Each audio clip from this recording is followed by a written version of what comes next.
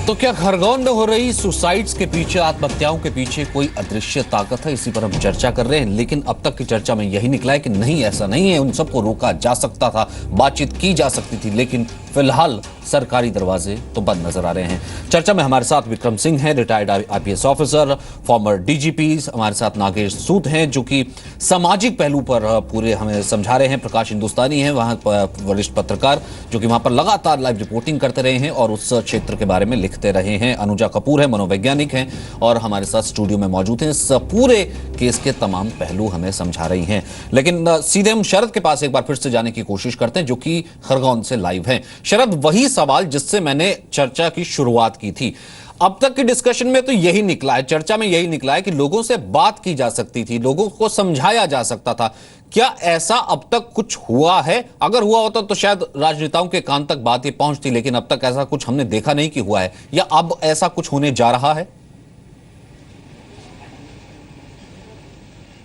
हाँ, बिल्कुल आपने सही कहा कि अब तक ऐसा कुछ नहीं हुआ था कि लोगों से बातचीत की जाती और उनसे ये समझने की कोशिश की जाती कि आखिरकार क्या वजह है कि जो आत्महत्याओं का आंकड़ा है वो इतना ज़्यादा यहाँ पर है। हाँ, ये पहली बार अब हो रहा है गांव में। यहाँ के जो पटवारी हैं उन्होंने हमें ये जानकारी दी है कि यहाँ के पूरे गांव का, जिस गांव में हम इस वक्त मौजूद हैं खरगोन के, उसके सर्वे करने का निर्देश दिया गया है और पूरे गाँव में सर्वे किया जाएगा कि आखिरकार ऐसे कितने परिवार हैं और उनके साथ में क्या क्या दुर्घटनाएं हुई हैं। जो वजह अब तक निकल के आई है बातचीत में सामने, जो मैंने आज देखा है सुबह से लेकर अब तक जो बातचीत हुई, उनमें दो बातें प्रमुख तौर पर निकल के आई हैं कि जितने भी जो आत्महत्या के केसेस हैं उनमें ज्यादातर पुरुष हैं और उन पुरुषों में भी जो आत्महत्याएं हुई हैं उनमें कहीं ना कहीं उन्होंने पहले नशा किया था। तो एक तो जो सबसे बड़ी वजह है वो कहीं ना कहीं शराब है, जिसका अवैध कारोबार यहाँ आसपास के इलाकों में चल रहा है, जो हमको जानकारी यहाँ मिली है। इसके अलावा एक जो दूसरा पहलू है, जो सबसे जिसको कह सकते हैं गंभीर विषय है, जो अदृश्य शक्ति के बारे में यहाँ के लोग बातचीत कर रहे हैं कि कोई ऐसी शक्ति है जो उन्हें प्रेरित करती है कि वो आत्महत्या करें। कुछ केसेस हमने ऐसे भी देखे कि एक ही परिवार में पिता और बेटे दोनों ने खुदकुशी की है, जबकि उनके पीछे कोई बहुत बड़ी वजह नहीं थी। तो कहीं ना कहीं इस बात पर, इस पहलू पर बातचीत करने की जरूरत है। जो शराब का कारोबार है या नशे का कारोबार है, उस पर रोक लगाने की जरूरत है। और जो लोगों की मानसिकता ये बन गई है कि कोई ऐसी शक्ति है या कोई ऐसी बात है, उस पर लोगों से बात करने की जरूरत है, प्रशासन को आगे आने की जरूरत है। लेकिन ये बड़े दुर्भाग्य की बात है कि जब तक जी मीडिया ने ये खबर नहीं दिखाई, कुछ लोग हैं जिनसे हम बात कर पाए थोड़ा सा, क्योंकि हमारे साथ जो एक्सपर्ट्स है, एक अगर वो सुन पाएंगे तो एक उनको ग्राउंड जीरो से एक ओपिनियन मिल पाएगा, एक रिपोर्ट मिल पाएगी। हाँ बिल्कुल, हम उनसे बात करते हैं। हमारे साथ कुछ स्थानीय लोग मौजूद हैं। अच्छा, ये आप बताइए कि आप अभी कुछ देर पहले बता रहे थे, आपने भी कभी खुदकुशी करने की कोशिश की थी? हाँ, अपने पास टेंट सामान है। हाँ। टेंट हाउस का मैं बलखड़ गया था लगाने को। एक की जगह लगाया और छोड़ के फिर दूसरी जगह लगाया। वहाँ से एक मैं बाटल पी के शराब पी आया और रास्ते में काम हो गया। आधे रास्ते में मेरे को मालूम नहीं है तो क्या हुआ क्या नहीं। तो मेरा ऐसा मन लगता है, करता है तो मैं फांसी लगता हूँ। तो आपने फांसी लगाई? फिर फांसी मेरे को ये मालूम नहीं, एक तो फांसी लगने लगे, पर लेकिन वो सुबह गांव वाले बोलते थे तूने क्यों इस काम करा। अच्छा, तूने क्यों? देखिए, अच्छा आप बताइए, आप कुछ बता रहे थे कि आपके साथ में क्या हुआ, किसके साथ क्या हुआ? सर, मैं ये कह रहा था कि हमारे ये काल्पनिक दस्ता है, तो ये जायज़ है कि हम इस बात को मानते हैं कि है ये कुछ बाधाएं कि इससे कुछ होता है। अच्छा, ये आप बता रहे थे आपकी फैमिली में किसी के साथ दुर्घटना हुई, किसके साथ हुई थी और क्या हुआ था? मेरे कजिन ब्रदर थे, उनको कुछ घर में कोई विवाद नहीं था और पहले से कुछ ऐसा आभास था कि मैं आत्महत्या करूं।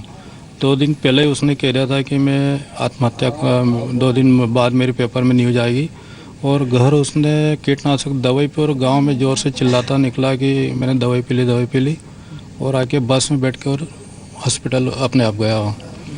और यहाँ जितने भी केस होते था बिना कारण से, बिना विवाद से सपना कर रहे थे। तो आप देख सकते हैं कि लोगों में कहीं ना कहीं ये बात है कि एक हमें ऐसे शख्स मिले जिन्होंने कहा कि वो शराब के नशे में थे, जब वापस आ रहे थे तो उन्हें लगा कि खुदकुशी करनी चाहिए। और एक ऐसे भी व्यक्ति हैं जो बता रहे हैं कि उनके परिवार में जो एक कज़न थे उन्होंने कीटनाशक पीकर खुदकुशी करने की कोशिश की, लेकिन उसके पीछे का कोई बहुत बड़ी वजह नहीं थी। तो कहीं ना कहीं यहाँ पर एक सवाल है जो अभी भी अनसुलझा है। जी बिल्कुल, और लगभग सभी इस पर बोलना चाह रहे हैं। बहुत बहुत शुक्रिया शरद इस बातचीत के लिए, इन 3 केसेस के लिए। अनुजा, सबसे पहले क्या पढ़ पाई हैं आपने? तीनों केसेस कहीं ना कहीं जब आप शुरुआत में जिस मर्ज का जिक्र कर रही थी, जिस बीमारी का जिक्र कर रही थी, उससे शायद हम कनेक्ट कर पा रहे हैं। एक तो जिस शख्स ने जिक्र किया कि मैं नशे में था और फांसी लगाने को जी चाहा, दूसरा शख्स कह रहा है कि मैं मानता हूं यहां कुछ ना कुछ है इसलिए सब आत्महत्या करते हैं, तीसरा कह रहा है कि उसने पहले कह दिया था फोटो आएगी इसलिए कर ली। स्किज़ोफ्रेनिया कहीं ना कहीं बहुत ज़्यादा यहाँ पर बिल्ट इन है। डिप्रेशन, इंटॉक्सिकेशन और फेम, कहीं ना कहीं यहाँ पर ये सब चीज़ें सामने आ रही हैं। कई मैंने अभी सर को भी सुना, जो हमारे साथ एक कोलीग है विक्रम सिंह सर, जी विक्रम वो जी। कह रहे थे कि क्योंकि कहीं ना कहीं पेस्टिसाइड्स भी इसके अंदर रोल प्ले कर रहा है। पर पेस्टिसाइड्स मैं मानती हूँ बिल्कुल कहीं ना कहीं ज़रूर रोल प्ले कर रहा होगा, पर ऐसा क्यों है? पेस्टिसाइड्स फिर सारे वक्त होना चाहिए था, तो बीच में ब्रेक क्यों आता है? फिर ब्रेक के बाद फिर कुछ टाइम बाद वो फिर शुरू क्यों हो जाते हैं? फिर क्यों ब्रेक आता है? पेस्टिसाइड अगर है, इंटॉक्सिकेशन चल रहा है जो, वो तो नॉन स्टॉप चलता है। बट द थिंग इज, इसके अंदर ये भी कहीं ना कहीं देखा जाना चाहिए कि ये जो इनके यहाँ पर पंचायत बैठती है, जो लोग बड़े लोग हैं, अगर बड़े लोग इस तरीके की बातें लोगों के छोटों के दिमाग में डालते रहेंगे और एक कस्टम बना देंगे, ये कहीं ना कहीं एक कस्टम बन रहा है सुसाइड का। समस्या तो बड़ी हो गई ना, क्योंकि सरपंच ने खुदकुशी की थी अपनी पत्नी तो के ये साथ, यानी कि कस्टम बन उससे रहा है। बड़ी समस्या। तो ये एक रोल मॉडल बन गया ना। बाहर के लोगों को इंटरवीन करना पड़ेगा या इनके बीच जाना बिल्कुल। पड़ेगा? क्या सोल्यूशन हो सकता है? वही जो अभी सब बता रहे हैं यहाँ पर कि हम लोगों को उनके बीच में जाकर बात करनी पड़ेगी। पर ये कोई ऐसा नहीं है, क्योंकि ये बहुत बड़ी बीमारी का रूप ले चुकी है, पर ये बीमारी वो नहीं है जिसको हम क्योर नहीं कर सकते। पर ये एक टाइम टेकन टाइम, अभी काफी लंबा टाइम थोड़ा लग सकता है, क्योंकि हर एक से बात करने के बाद गवर्नमेंट को भी साथ में आकर, क्योंकि वो जो हमें प्रॉब्लम्स बताएंगी तो वो हमें प्रॉब्लम्स उनकी ठीक भी तो करवानी है। तो अकेली मैं बात करूं और उसके बाद कुछ समझ में आएगा नहीं तो उनसे बात सिर्फ होगा नहीं। मेरे को इजाजत दी जाए कि जब मैं बात कर आऊं तो उनकी जो प्रॉब्लम्स हैं उसको लेकर मैं जब गवर्नमेंट के पास जाऊं तो वहां के जो लोग हैं वो मेरी बातों को समझे और सेंसिटिव हो और इनकी बातों का जहां पर ये परेशानी फेस कर रहे हैं उसके लिए बात करें। और कहीं ना कहीं सिर्फ मेरे जाने से या साइकोलॉजिकल इशू पे बात कर देने से नहीं होगा, गवर्नमेंट को भी कहीं ना कहीं साथ में, इसके साथ में पॉलिटिकल विल होनी बहुत जरूरी है। लगातार इस मुहिम को चला रहे हैं और लगातार सरकार के नुमाइंदों से भी बात कर रहे हैं। सरकार की नींद अब तक टूटी नहीं, वो भी बताने का हम जिक्र कर रहे हैं। अब थोड़े से एक्टिव रोल में आई है। अगर इस तरीके से हम कहें कि क्या आप अपना एफर्ट भी देना चाहेंगी, क्या वो आप रिक्वायर होगा तो क्या आप जाएंगी? मुझे आप अभी ले चलो। मेरा काम क्या है? मेरा काम, मैंने फिर पढ़ाई किसके लिए करी है? ये साइकोलॉजी किसके लिए पढ़ी है? अगर मैं यहाँ पर बैठकर आपके सामने सिर्फ एसी में बैठकर बात कर सकती हूँ, आई एम सॉरी, मेरा एक एनजीओ भी है और मुझे बहुत खुशी होगी कि मैं वहां जाकर बात कर सकूं, पर मैं उसी शर्त पे जाऊंगी अगर मेरे साथ पॉलिटिकल विल जुड़ेगी। बिल्कुल, वो जुड़नी पड़ेगी, वरना इस समस्या ऐसे नहीं नजरअंदाज किया जा सकता कि 110 लोग इस तरीके से खुदकुशी कर दे और हर बार यही हम देखते रहे। नागेश सूद, आपने देखा लोगों के माइंड में क्या चल रहा है, समाज में क्या चल रहा है, कैसे इससे कनेक्ट करते हैं, क्या सोल्यूशन आप इसे देखते हैं सामाजिक तौर पर? देखिए, मैं अनुभवा जी जो हैं उनसे भी बहुत सहमत हूँ। कई प्रकार के रीजंस हैं सुसाइड के।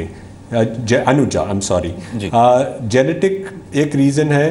फिर एक दूसरा रीज़न हम देख रहे हैं कि नशे की लत या पेस्टिसाइड्स का होना, अवेलेबिलिटी, फ्रस्ट्रेशन कोई भी कारण से हो सकती है, कोई भी रीज़न हो सकता है, पारिवारिक कलह हो सकती है, लेकिन एक अवेलेबिलिटी है पेस्टिसाइड की, तो वो एक आसान जरिया हो गया है। फिर देखा देखी, लोग देखा देखी कर रहे हैं कि चलिए मैं इसने किया तो मेरी भी एक समस्या है, तो मैं ये एक आसान तरीका है जो ग्लोरीफाई कर देगा मुझे, जो मुझे एक मेरी न्यूज़पेपर में खबर आ जाएगी।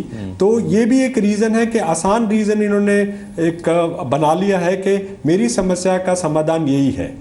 तो इस समाधान को करने के लिए उन तक पहुंचना, उनसे बात करना और उनको मदद देना।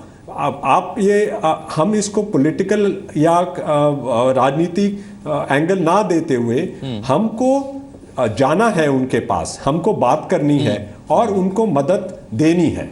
ये बॉटम लाइन होनी चाहिए। यही हम जब तैयार हैं तो हमारे रिप्रेजेंटेटिव एक टीम बनाए जाए, हमारे साथ एडमिनिस्ट्रेशन कोई हेल्प दे सके तो बहुत अच्छा है, और हम जाके उन लोगों से बात करें और इन फ्यूचर ये इस तरह की समस्या ना पैदा हो। और मैं चाह रहा हूं कि मुख्यमंत्री साहब ये शो देख रहे हो, नहीं देख रहे हो तो उन्हें, अगर कोई उनके मंत्री देख रहे हो तो उन्हें दिखाए कि हमारे साथ जो एक्सपर्ट्स हैं वो जाने को तैयार हैं, टीम बनाई जाए, एडमिनिस्ट्रेटिव ऑफिसर्स उनके साथ हो, अपनी सेवाएं देने को तैयार है। सोल्यूशन है इस चीज का। प्रकाश हिंदुस्तानी जी, क्या इतना ज्यादा पॉलिटिकली हमेशा से निगलेक्टेड ये रहा है? जब हम 24 घंटे 48 घंटे की मुहिम में मर्ज को पकड़ सकते हैं एक्सपर्ट्स के साथ, तो सरकार अब तक क्यों नहीं पकड़ पाई उस क्षेत्र को जो कि पिछले साल 380 से ज्यादा सुसाइड इसी एरिया से दिखा चुका है? सचिन जी, सरकार सिंहस्थ में लगी है। सरकार को किसानों की, आदिवासियों की आत्महत्या की उतनी चिंता नहीं है, ऐसा साफ लगता है। एक बात बताना चाहूँगा कि जो स्थितियाँ खरगोन जिले की हैं वैसी ही स्थितियाँ उसके पास के जिले धार की हैं, वैसी स्थितियाँ खरगोन की हैं, वैसी स्थितियाँ बुरहानपुर की हैं। लेकिन धार में पिछले साल केवल 27 आत्महत्या हुई, खरगोन में 381 हुई। इसी तरह दूसरे जिले में आप जाएंगे, बुरहानपुर में 73 हत्याएं हुई है, जो बहुत कम है। 1/10 है 27 की तुलना में 381 और 27। तो आंकड़ा कहीं समझ में नहीं आता कि आखिर इतना अंतर, इतनी गड़बड़ी क्यों है। अभी तक ये रहा, प्रशासन ने आत्महत्या के कारण अज्ञात लिखा जाता था। अभी इंदौर के आईजी ने इस बात को नोटिस किया और कहा गया, सभी थानों में कहा गया कि वे आत्महत्या के कारण लिखें कि किस कारण से आत्महत्या हुई। पहला कारण है जिस तरीके से करते हो तो कीटनाशक पीना है, फांसी लगाना है, पेड़ से लटक कर या कहीं घर पे लटक। तीसरा एक प्रमुख कारण है वहां के नर्मदा नदी पर बने ऊंचे पुल। अभी कुछ दिनों पहले की बात है, एक मेडिकल कॉलेज की छात्रा अपने गांव जा रही थी, नर्मदा के पास के गांव में बस रुकी, पता नहीं क्या उससे हुआ, उसने जाकर नर्मदा में छलांग लगा दी और उसे बचाया नहीं जा सका। तो मनोवैज्ञानिक कारणों की तलाश, उनके निदान जरूरी है, ये तो बहुत गंभीर बात है, लेकिन उसके पास वाले जिलों में नहीं हो रहा है, उसी इलाके में क्या हो रहा है।